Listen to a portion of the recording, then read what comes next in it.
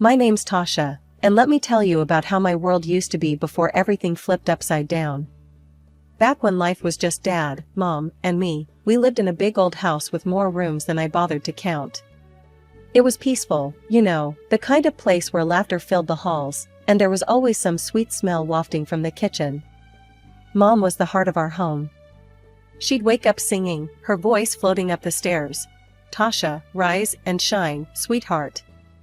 I'd drag myself out of bed, grumbling like any teenager would, but her bright smile over pancakes made it worth it.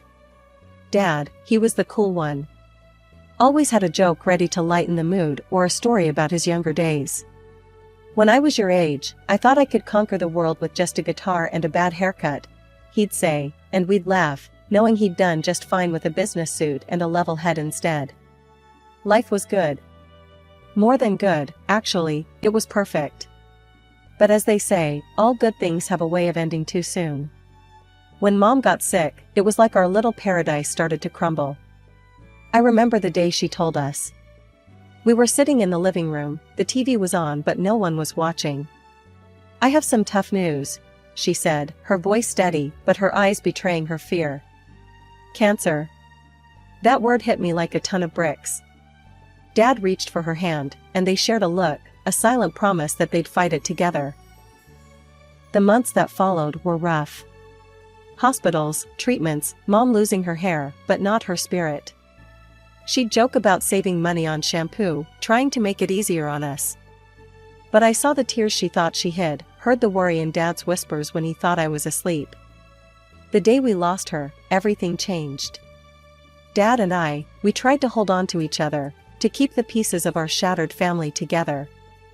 "We'll get through this, Tasha. We have to," Dad would say, his voice rough, the bags under his eyes getting darker each day.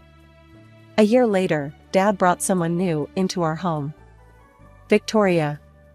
She was like a whirlwind, sweeping in with her perfect hair and sharp clothes, taking over everything Mom had left behind. The first time I met her, she looked me up and down, a smirk playing on her lips as if she'd already figured me out. She walked around, touching Mom's things, rearranging the furniture. "George tells me you're quite the student. I'm sure you won't mind helping out more around here, now that I'm taking care of things." I remember feeling my fists clench at my sides. Help out? This was my home, not some boot camp she could run. But for Dad's sake, I bit my tongue. "Sure, I can do more." Dad seemed to shrink a bit more each day, his laughter not as loud, his stories not as frequent. He was trying, though, for the sake of what he called moving forward. I wasn't so convinced. The new house was twice the size of our old one, and with that came twice the work. The first day we moved in, Victoria was already barking orders, her high heels clicking menacingly on the marble floor as she directed the movers. Once the movers left, she turned her gaze on me. "Tasha, I expect you to take care of your own space. I won't have time to clean up after you." I was leaning against the doorframe, watching her. "Got it," I muttered, already dreading the long list of chores I knew she'd pile on me. "And dinner should be ready by 6 each evening. I assume you can handle that?" There was a challenge in her voice, like she doubted I could boil water without burning it. As the days turned into weeks, the house felt less like home and more like a fancy prison. Dad was out a lot, trying to keep his business afloat, which left me alone with Victoria and her endless list of demands. "Tasha, the living room is dusty. Tasha, the silver isn't polished. Tasha, did you forget the dry cleaning?" It was relentless. One afternoon, Dad finally noticed how tense things had become. He found me in the garden, pulling weeds with more force than needed. "Hey, Tasha, you've been quiet lately. Everything okay?" I threw a clump of weeds into the bin, wiping sweat off my brow. "Just tired, Dad. This place is a lot to keep up with." He looked around, his expression growing thoughtful. "Yeah, it's a lot for anyone. Maybe I can talk to Victoria, see if we can hire some help." I almost laughed. "Good luck with that. She thinks I'm her personal maid." Dad's face hardened slightly, something I hadn't seen in a while. "That's not what I intended when we moved here." "I'll handle it, Tasha." You shouldn't have to carry all this weight. But despite his good intentions, conversations with Victoria seemed to go in one ear and out the other. She'd nod, smile that tight-lipped smile of hers, and then it was back to business as usual. Tasha, the hedges are overgrown. Tasha, the guest rooms need fresh linens. It was exhausting, trying to meet her standards. But it made me stubborn, too. I wasn't going to let her break me. I'd do the work, keep my head down, and count the days until I could leave for college. The thought of getting out, of finding my own space where no one could tell me how to mop a floor or when dinner should be on the table, that kept me going. But finally, the day came. I was off to a place where my stepmother's voice couldn't reach me, a city miles away where I could start fresh. I packed up early that morning, each suitcase feeling like a brick in the new foundation I was laying for myself. Dad came out to see me off, his face trying to smile, but I could tell he was torn up about it. Tasha, are you sure you've got everything you need? Dad asked, looking over the pile of bags and boxes. And you'll call if you need anything? Remember, the money for your rent and books, it'll be in your account. Check it when you get there. Dad, relax. I'll be fine. I'm just going to college, not Mars. I was trying to keep it light, to make this easier for him, but my own heart was hammering in my chest.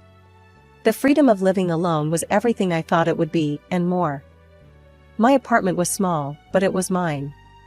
No one to tell me to clean up, no one to report to, just my own space. My classes were tough, but I was tougher. I was determined to make the most out of this opportunity, studying hard and keeping my grades up. It wasn't long before I realized that living on a tight budget wasn't as easy as I'd thought it would be. Money was always on my mind. I didn't go out much, didn't see the point in blowing cash on parties when I had a goal in mind. Instead, I picked up a part-time job at a local cafe. It wasn't glamorous, but it was income, and every little bit helped. One evening, my coworker, Mike, caught me counting my tips for the third time. He leaned against the counter, a smirk on his face. What, you trying to make those bills multiply by staring at them? I rolled my eyes, shoving the cash into my wallet. Just making sure I got everything. Budgeting isn't exactly a thrill. Mike laughed, pulling off his apron as he prepared to close up. You know, you could ease up a bit. Come out with us tonight. We're just grabbing a drink to unwind. I hesitated. It was tempting, but sorry, I can't. Need to save every penny I earn. Maybe next time. I was here to build a future, one where I'd be financially stable enough to never have to rely on anyone, Victoria or otherwise. I wanted to save enough to buy Dad something nice, something to show him how much I appreciated everything he'd done for me. Just when I thought I had my life at college figured out, everything started to unravel. It began with a call that I never saw coming. Victoria was on the other line, her voice cool and detached as she delivered the news that would turn my world upside down. Tasha, your father's hit a rough patch financially, she said without a hint of sympathy. We're tightening belts around here, and, unfortunately, this means we can't send you money for your rent anymore. The line went dead before I could protest further. I was stunned, the reality of my situation slowly setting in. No more money meant no more apartment on my own, no more safety net. I had to act fast. I explained my situation to Jenny, my college friend and classmate. She was as kind-hearted as they come, always ready to lend a hand or an ear, whichever you needed more. Tasha, that's awful. Look, why don't you move in with me? We could split the rent, and it'll be cheaper for both of us, she offered, while we were studying in the library. Moving in with Jenny was a breath of fresh air during a suffocating time. We shared costs, which made life somewhat more manageable, but just as I was adjusting to this new normal, another blow came 6 months later. Victoria messaged me on a social network this time. No more money for tuition either. Your father's situation hasn't improved. You need to stand on your own now. Reading those words, I felt a mix of anger and despair. My savings were meager at best, eaten away by bills and necessities. I tightened my budget even further, cutting down on everything non-essential, especially food. Meals became smaller, more about sustenance than enjoyment, and my clothes started hanging looser on my frame. One evening, Jenny knocked on my door, her arms laden with grocery bags. She must have noticed my weight loss. "Hey, I picked up some extra stuff. Made too much dinner, too. You should come eat with us." I peeked out, seeing the warm light and smelling the food from the kitchen.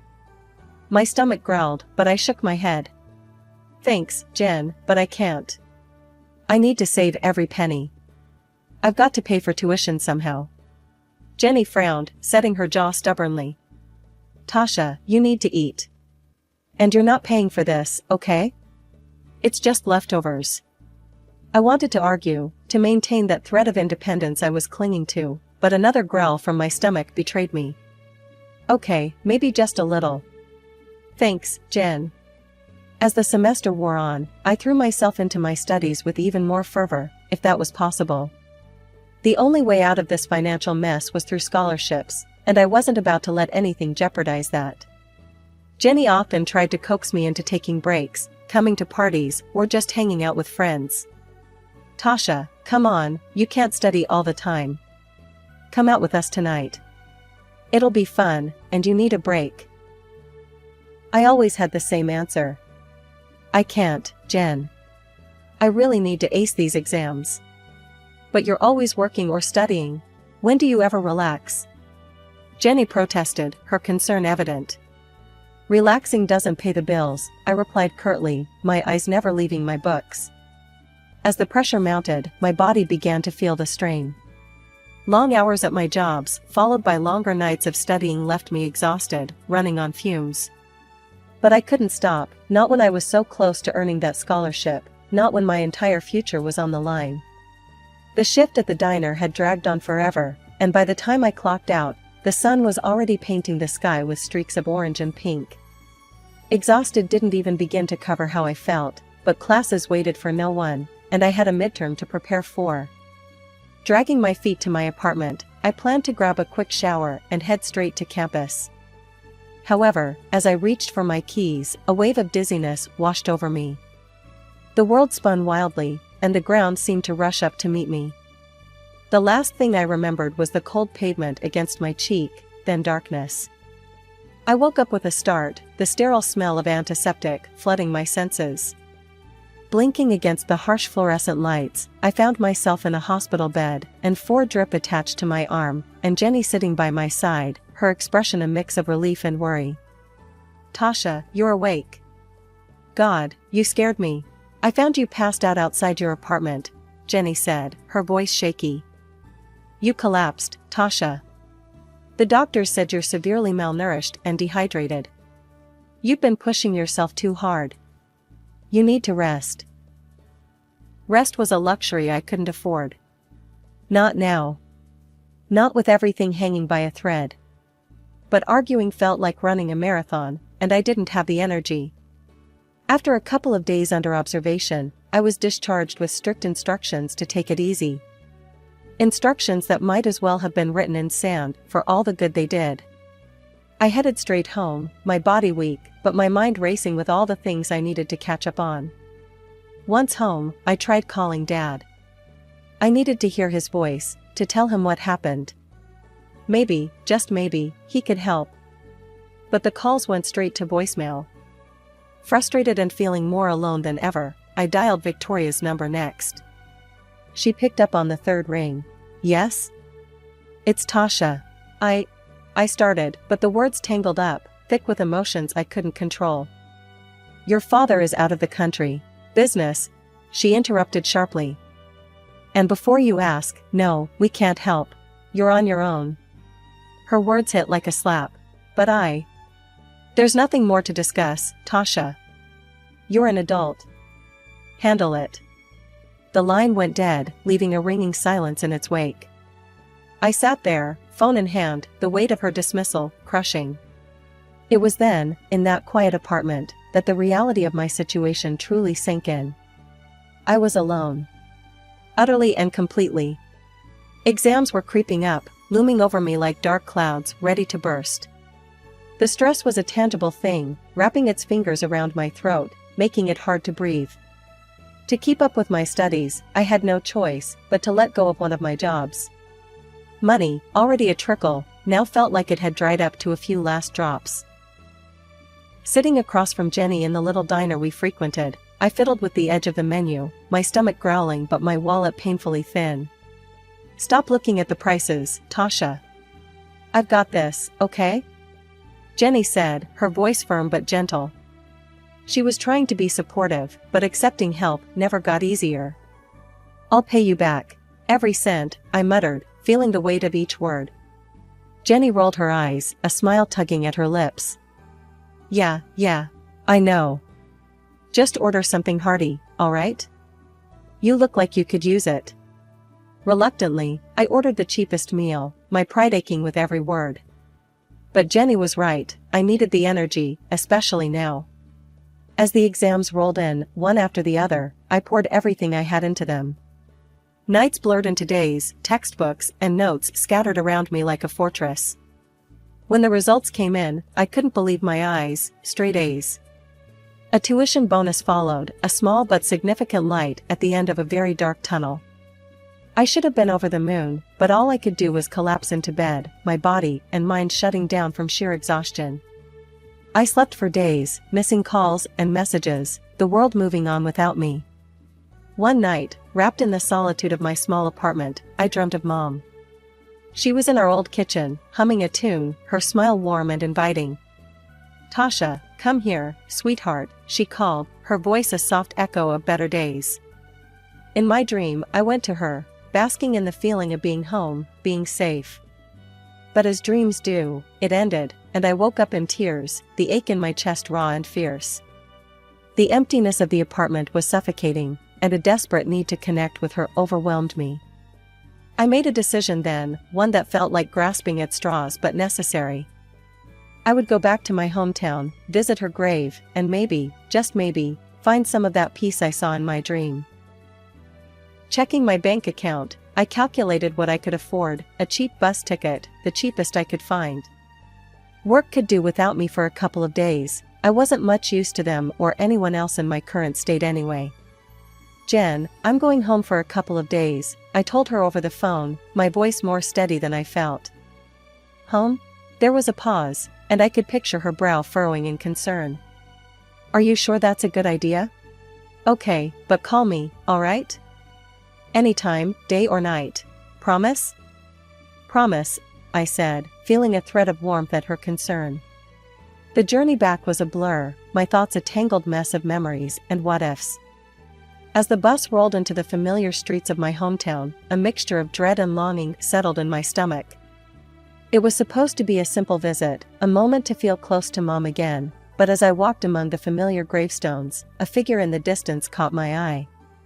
My heart skipped, tall, with a familiar stoop of the shoulders, kneeling by a grave. My pace quickened, disbelief and hope churning within me. "Dad?" My voice was tentative, almost afraid to shatter the fragile moment. The figure turned, and our eyes met. There was a flicker of confusion, then recognition, and something that looked a lot like sorrow. "Tasha?" His voice broke, raw with emotion. It had been so long.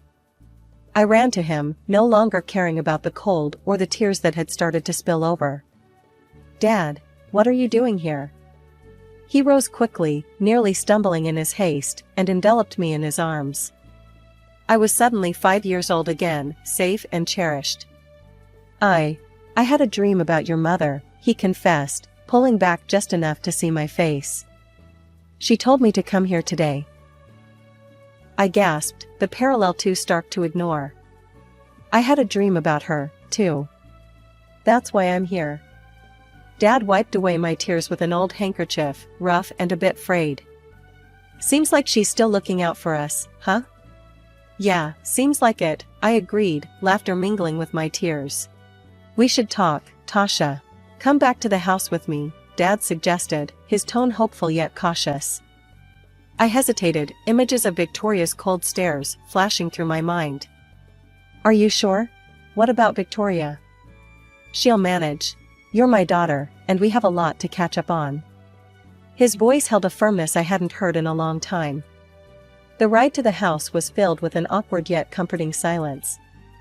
When we arrived, Victoria was in the front yard, pruning roses with sharp snips that seemed to echo her mood.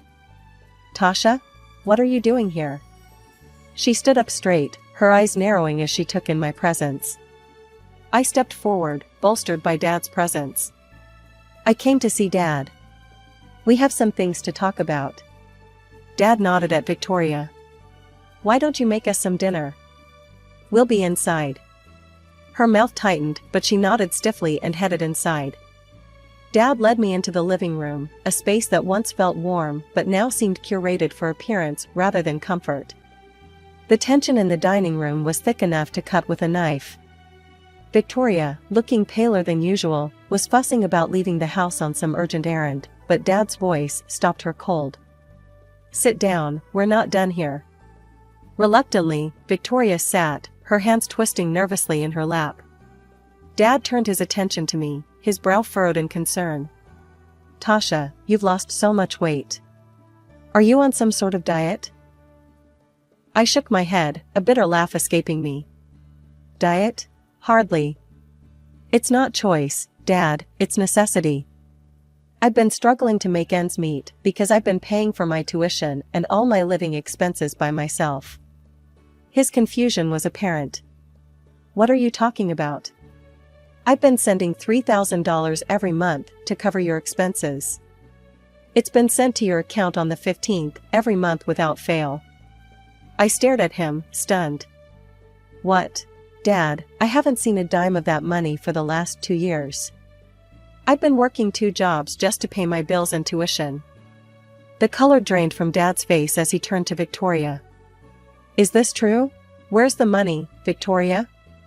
Victoria stood up abruptly, her chair scraping loudly against the floor. I needed it. It wasn't supposed to be permanent." Dad's voice was a low growl. "Tell me everything. Now." She hesitated, then spilled the beans. "I got involved in a financial pyramid scheme. I thought I could make a quick buck, turn around our financial woes, but I ended up in debt. The people I dealt with, they're not the kind you say no to. I used Tasha's money to pay them off. I thought I could replace it before anyone noticed." Dad's hands were shaking. "You endangered my daughter's health, her education, over a get-rich-quick scam? And you hid this from me?" "I didn't know what to do," Victoria whimpered, her usual composure shattered. "You're going to leave. Tonight," Dad said firmly, standing up. "And we're done here. I want a divorce." After Victoria hurriedly packed some belongings and left, Dad turned to me, his eyes filled with sorrow. "Tasha, I'm so sorry. I had no idea. From now on, I'll handle your finances directly. No more middlemen." I managed a small smile. "Actually, Dad, I got a scholarship recently. Tuition's covered." His eyes lit up, pride overtaking the anger. "That's my girl. Always making me proud. But you deserve a break. How about a vacation? A real one, by the sea. You've earned it." The vacation was like a dream. Blue skies, golden beaches, and the soothing sound of waves. It was a chance to recharge, to put the struggles and pain behind me. I returned with a renewed vigor, ready to tackle my studies with fresh enthusiasm. Now, back at school, I still worked part-time, not out of necessity, but to save up for something special, a gift for Dad, a thank you for everything. Despite the hardships, the challenges, I found myself attending the occasional party with friends, allowing myself to enjoy life, not just endure it. "I see you're going out more," Jenny noted one evening as I dressed up. "Yeah, trying to find a balance. I guess I'm learning it's okay to have a little fun," I replied, adjusting my earrings. "Just don't forget about us when you're famous," she joked, throwing a cushion at me. "I won't. Could never," I laughed, feeling lighter than I had in years. As I looked at myself in the mirror, I saw a reflection of someone who'd been through a storm and emerged stronger. I was still careful with money. Some habits are hard to shake, but now it was not out of desperation, but out of a desire to build a future I chose. A future that was finally looking bright.